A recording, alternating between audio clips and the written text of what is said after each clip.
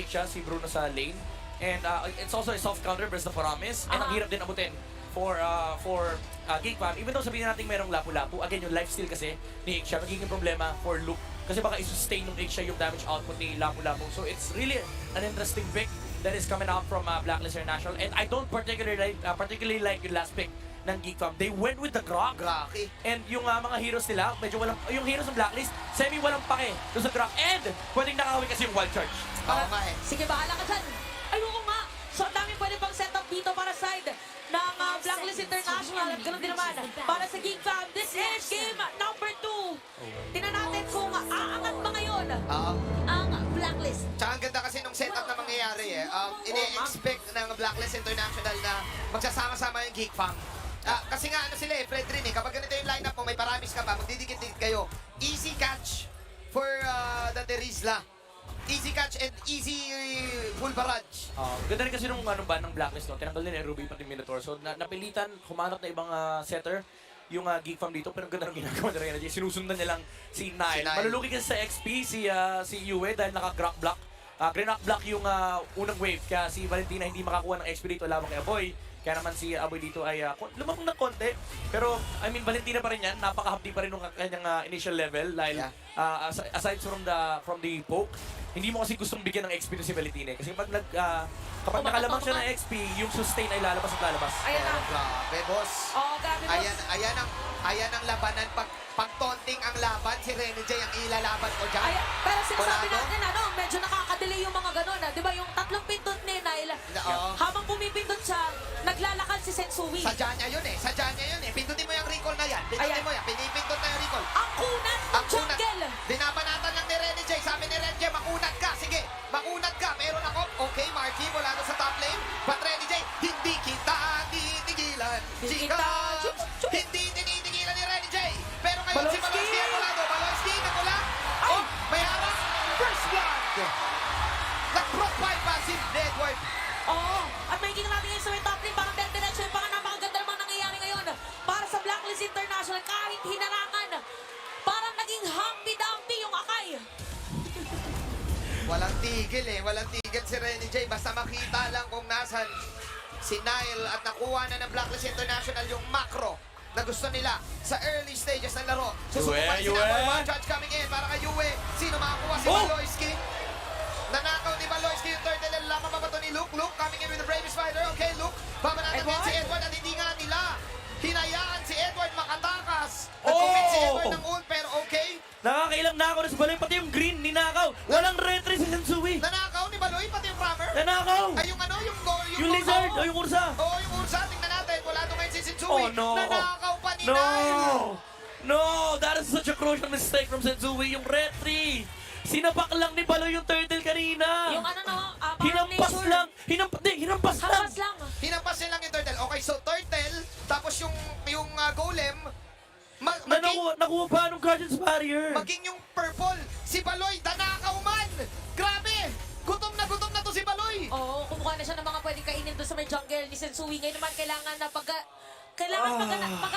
paganahin ni Sensui ang kanyang instincts, hindi lang sa pagre-retry, kundi pakiramdaman. Sabi ko sa Kung inyo saan manggagaling si Baloyski. Sabi ko sa inyo, huwag niyong hayaang magutom si Baloy. Pag nagutom si Baloy, kung ano-ano mga ninanakaw eh. Grabe. Kung ano-ano yung mga mga kinukuha food trip lang eh. Every jungle creep dito na kinokontest sa Blacklist International, kailangan i-retry na ni Sensui. And Geekfam, with this, again, nakuha na naman nila yung jungle control, nahihirapan na naman yung mga side lane. Aray ko, babes. And of course, the TP is coming in from Nile. Susubukan nila si Baloy. Kanina ka pa sabi ni Rene J. Tumatakbo si Baloy dito pero masyado makunat. Rene J with the Willow Whip. Sinila ngayon ni Aboy as Rene J will survive. Baloyski also surviving. So ang ginagawa ngayon ng Blacklist International, focus muna sila doon sa pag-form ng jungle. Pero dahil doon sa nangyari kanina, makakasira pa ng Torre si Luke doon sa may bottom lane. Grabe si Luke. Ito yung talaga yung nagpapakitang gilis. Look at me now no? Look at me Alam mo, now. again, problema to yung pag-pull ahead ni Luke din sa lane na to. Tumataas yung kanyang presence, yung impact sa mid-game kasi nakakakuha agad siya ng konting momentum. Having that early damage item, I think naka-Fury Hammer din yung lapu-lapu this time around. Magiging problema to ni Ohem. Even though naging maganda yung start ni Ohem sa lane. Susubok sila na laban dito. Barrage coming in pero nandun si Marky sa matang gilid. Full barrage flicker out para kay Ohem pero no one will fall down. Ilalaman pa to ng side ni Luke dahil si Luke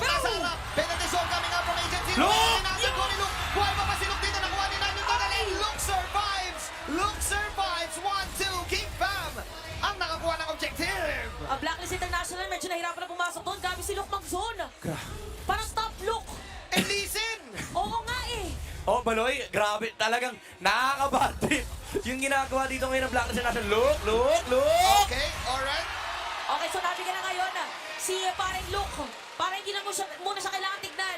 Dito na ang Blacklist International ng Geek Fam. Again, the continuous rotation is really effective for them. Parang Midnight, paano ba sila Hindi ko na alam kung ano. Oheb. Mababa. Pero nandito si Baloyski. May malaking Baloyski na nag-aabot. Oheb! Baloyski with a body slam! Ang bigat ng body slam na yun. Huling-huli din na ganun niya si Oh, Renny J. Susubukan pa ni Renny J Oh, yung mount. binayaan.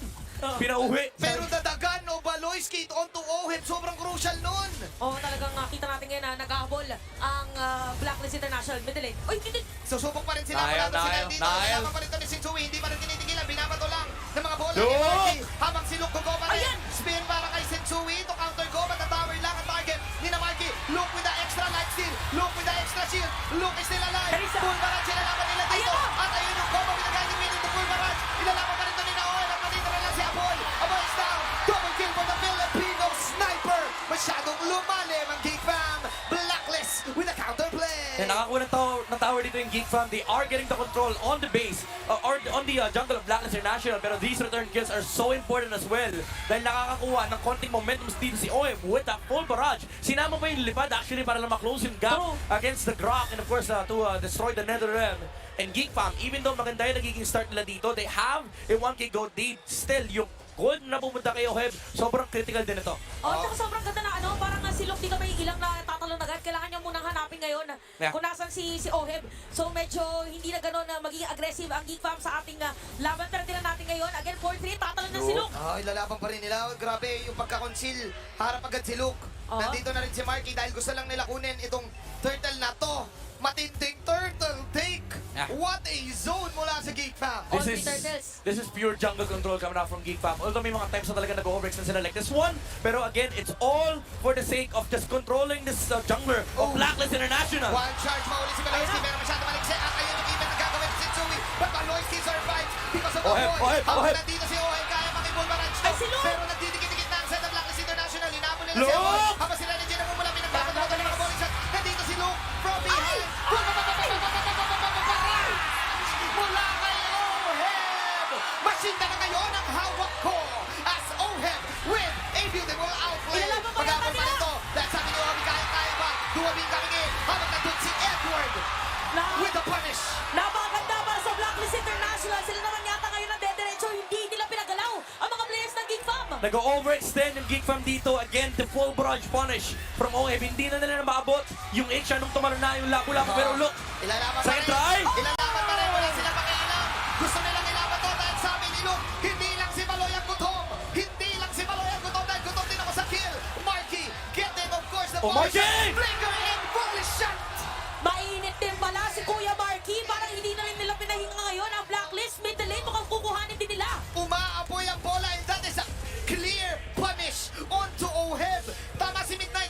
Hindi tinitigilan ng Geek Fam. I like the confidence coming out from Geek Fam. Yes, nagkamali kami, pero lamang pa rin tayo sa lineup, lamang pa rin tayo sa jump. Look, sabi niya, okay, this time around, ang tatanong ko na, focus na ako kay Oheb. Kasi kanina, pag talon niya, hindi niya naman abot yung X-Shot and the wild charge din siya ni Yue. Now, with Geek Fam recomposed, gets na nila kung paano nagsa-start yung team fight. And kapag naabot nila yung X-Shot, it's not gonna be a problem kasi hindi naman makakagamit ng full barrage si Oheb. That's why with that play, Geek Fam again regains control of the jungle of Blacklist. And the fact na nagpi-flicker ka as the True. Bruno. flicker in at calculated mo yung damage shot mo. Ibig sabihin, Kaya mong i-kill yun with one volley shot.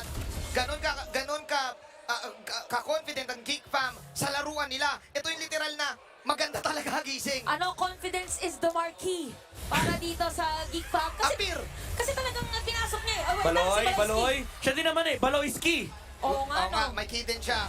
But can Blacklist International, can they pull off another great combo? Sensui. Ang dami nilang lockdown para Sensui sa sticks. Ilalaban to. Uli. Si Naila Kabas din. Okay, makikita na rin kung nasan si Aboy. Update. At i-reset muna yung Lord. Oo, Lilituin lumalordas. muna nila. Lumalordas ang Geek Fam. Tsaka nakaangat din kasi yung minion wave Tama. ng Blacklist International. Sabi na parang delikado yata. Kailangan, sabi ni Luke dito, Luke, muna tayo mag-clear din ng minion wave. May key din siya, may key. Ang galing mo. Ang galing mo to, Shante. Grabe ka. Salamat, guys. Napakadami mong wordplay. The keys to victory. The victory. Ohem Si na- Luke, si Luke, si Baloyski, at si Marky. Ohem now has Ayan na. the Halberg. Oh, wala Magpupok sir lang. yung Eagle. Wag lang muna. Amba lang. Kailangan talaga nila dito magkaambahan lang muna. Tignan nyo, may sarili Ganda lang na pwesta ni dalawang Ohem, jungle. May sariling zone dito si Rene J. Ewan, tsaka tatlo. Pagalingan na to para sa classroom. Oo. Pick your partner. Pero all eyes on Luke talaga. Look at me na kasi kanina pa niya hinahanap yung X-shot. Ang ganda na pwesta ni Ohem dito. Oh, Nile! Pero sa sobrang tagal ay nakuha na pala yung Lord in Nile. Papasok si Sensui. Sensui. Tugo pa rin niya. Okay, si Okay, Away board. target. Habang si Luke ay grabe si Baloyski pala yun. Nasa gilid. Luke will catch 3. Habang nandoon si Edward na namumula. Yuen na Wala na po namumula. ba? Normal hit lang si Marky. Liga out to René J. Luke! Luke!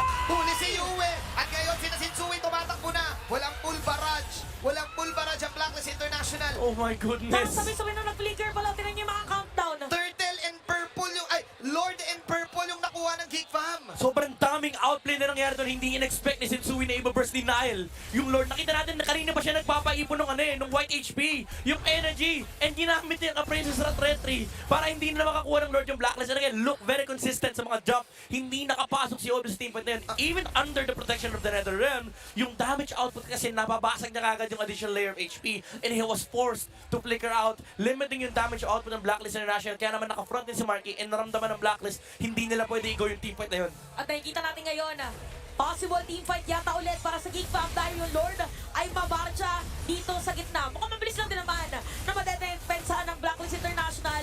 Pero all pressures, dire-diretso, gitna, taas at baba. Grabe. Gagaling sa Geek Fam. Ang hirap gawin ng mga ginagawa ni Luke, men. Yung mga Biglang talon, no? flicker in, flicker out. I mean, isa lang yung flicker niya, pero parang ang dami niyang flicker eh. Ang dami kasi talon na lapu-lapu eh. Ang daming talon Ano eh. yan eh, good for 5 seconds yan eh. Malilito Lahat ka ng, pa, lahat ng lalapit target yung niya. Lahat ng target niya, basta gusto niyang talunan na maaabot niya. At saka ang bilis ng balik buhay, sa totoo lang. Yes. Oo, may mga pump pick eh. Yeah. Yung mga pump pick na outplay niya, kahit na mayroon 2 dead siya, may mga specific skill siya na nabibigay sa Blacklist International. Tapos biglang may flank pala ng ulti. Tsaka kanina, nakita din pala natin na gusto sanang ipinin pala ni Sensui si Aboy para nakatuakas. Para sana walang nether rin, no? Yung pinaka-concept nung kanina. Yeah. Ang concern mo rito for Blacklist International is yung tankiness ni Lapu-Lapu hindi nanggagaling sa sa mga defense items, yung life steal, yung spell vamp na nanggagaling sa Bloodlust and of course yung Festival of Blood. Tapos yung damage kasi naka-rupture din. Oo. Si Luke dito. So every time na may mahampas siya, and kanina ang dami nang hinahampas actually, 2-3 tao, bumabalik at bumabalik yung buhay. So essentially parang yung focus ng Blacklist, kailangan talaga nila mag-focus pa dito kay Luke pero they don't have enough damage to burst down this Lapu-Lapu.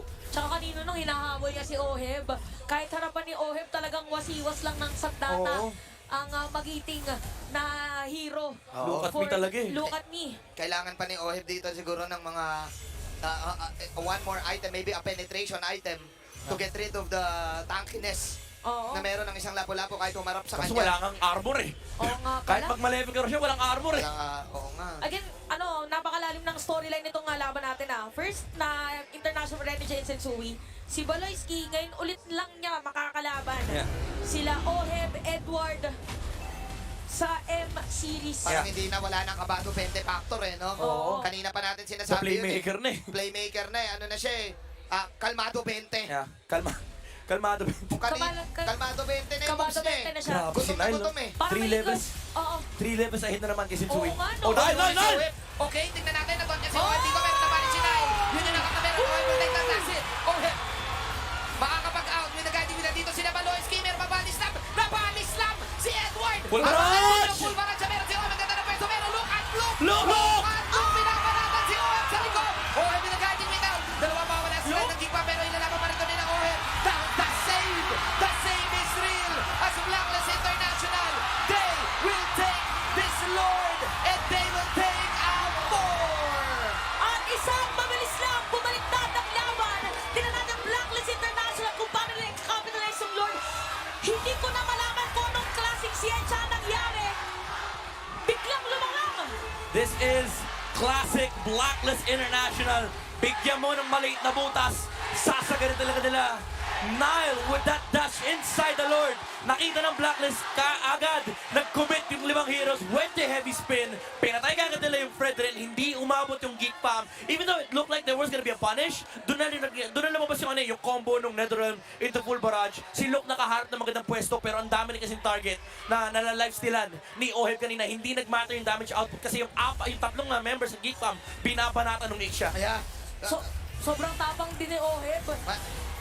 magtataka kayo, sino ba ang mas dapat manggigil? Nanggigil si Nile dun eh. Pero Oo. parang mas matindi pag si Oheb ang nanggigil eh. O pag gigil si Oheb, kita nyo yung nangyari sa Geek Fam. Kaya naman yung Blacklist International lamang, again, they have the Lord. This is the second Lord of the game. Pwede ang diretsuhin dahil tatalo na rin naman doon sa may top lane. And successfully, masisira nila yung inhibitor turret. Mukhang Geek Fam ngayon, kailangan nilang medyo kumalma. Imagine mo, if you're Geek Fam, isang mistake lang, one dash, and Blacklist International turns the tides of the game.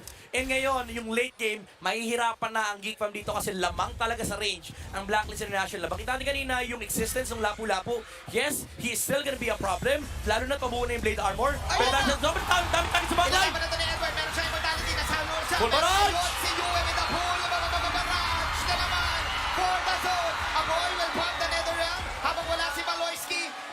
Geek Fam with the defense as Blacklist International will back off. Ito rin sinasabi natin kanina man, Jean. Sa sobrang dami kasing target sa binabanatan ni Oheb, hindi na siya natatakot sa buhay niya. Hindi na. Kasi ang taas ng life steal, lalo ngayon, buo na yung Blade of Despair. Hindi nga nag-malefic roar. Hindi na, Nirekta yung BOD. Walang Talagang kalungkutan, talagang despair dahil bumaliktad na ngayon ang ating sitwasyon ng laban and may kita natin doon sa instant replay kung paano nga ba pumunta sa gantong sitwasyon. Okay, sobrang yaman pala ni Oheb, pero palang malefic roar. Ayan. Sa sobrang yaman ni Oheb, ito talaga, ayun, Ayun. wala nang pake. Wala nang pake si Oheb. Sabi niya, sige, sabahin tayo. Oh, parang taas kamay ka ng kaliwa. Ang ganda rin ng mga save ni Renny J sa kanya eh. Yes, Parang yung guiding wind. ang naging call dito, si Oheb lang ang magka-guiding wind. Oo. Walang ibang pipindot niya. Walang ibang sasakay. Walang ibang sasakay. Si Rene J, no? Yung pumindot ito, babatukan ko. Anong tawag dun sa mga aeroplano? Hindi ko ba kasi natatry yun eh. Business class. Business Business class. class. Ayan. Kasi 2 times siyang hinuli ni Luke sa backline at makikita Oo. mo, good call eh. Tama. Ang ganda ng flank ni Oh, Luke eh. ayun na. May holy crystal na si Yue. Eto na. Ito na yung late game Valentina. Napaka-hapti niyan. Sobrang hapti niyan. I think meron din Divine Gleam na kasama to. So talagang aaray. Kung sino man matalunan ni Valentina, aaray at aaray. And most likely, ang number 1 target nila dito si Marky. Okay, tingnan natin. May damage na. May damage na. Nakaabang si Yanael dito para alam din naman ng Blacklist International nakapwesto dito ibang mga players ng Geek Fam. Ire-reset na lang Okay, muna. classic, Lord Iangat Dance. muna yung minion wave. Malatinikling muna makikita natin para sa dalawang kupunan. Ang ganda ng pwesto na naman ni Oheb ah. Oheb, kompletos Ricardos pa. Yung purple at saka orange. Geek Fam, kailangan nila mag-ingat dito. Walang kukurap. Gigil ang Kuya Oheb mo. Si Uden, merong dito, Netherrealm. Pero ito wala sa pwesto yung Lord para mareseta. Hinaharangan ni Nile. Kasi even though pushing yung bottom lane, kontrolado ng Geekon dito yung Lord. So baka hindi nila hayaan na i-reset ito ng Blacklist. Lalaban sila. Here we go. Knock out coming in. Knock out. Magsilong pamanatan si Oheb. Kayo ang camera ay nakatingin sa kanya. Sa Maniwe, meron din ako Netherrealm. Silong pinabanatan pa rin si Oheb. Sino makakuha? Oh, Luke! Luke! Wala din naman si Malowski. But look at Oheb with the barrage. Oheb with the blinker. Pumektos pa. Sabay ni Renny J. Sa akin ka nang sumakay sa aeroplano. Dahil naka-airplane mode ang Blacklist International. Even though nakuha ng Geek Fam dito yung Lord, it's still Oheb surviving the black. Tara na, sakay! Sigaw dito ng Blacklist. Sasalubungin mo nga yung Lord. Dito sa may middle lane, merong minion wave. Parang pwede yatang diretsuhin. Oo. And the balls. And the ball! And the ball! Ito na ba yun? Mukhang end the ball na. Lumipad na naman si Renny J. Airplane mode. UL! Ang dami siya video. Si Marky makakuha ng dito. Marky, bilis na muna. Si Luke, ipipilit niya. Full to. barrage! Meron yung full barrage. Walang blink si Owen, pero may live sila gagawin. But Marky, the Aboy! Aboy! solution. Aboy! Aboy! The solution, pare. Owen is down. Marky! Oh my G! Si Marky lang yun. Marky with the save. With the save. Sobrang lala ni Marky lumabas ng soccer field. Nag-flicker out. Hindi ko kinaya. Binabati nyo kasi yung flicker kanina. Yung nag-flicker na naman. Pwede pala yun. Sabi niya, Pwede pala yun. sabi niya, sige, latag mo yung soccer field, doon ako sa labas. Grabe si Marky. Pumuputwik eh. Parang Shaolin Soccer.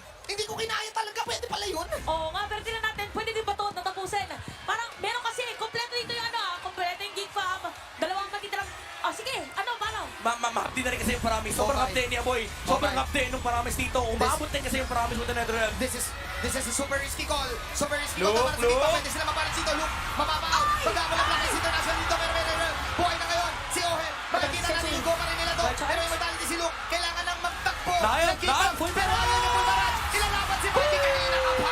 Nagkikil na si Kuya Ohen mo.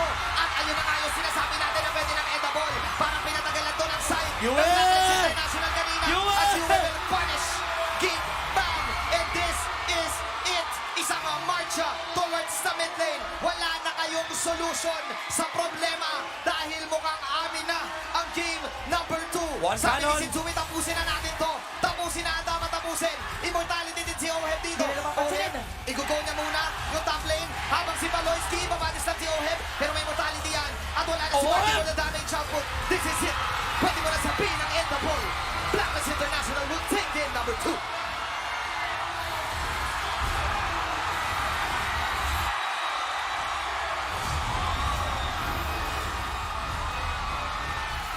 Mission accomplished para sa Blacklist International on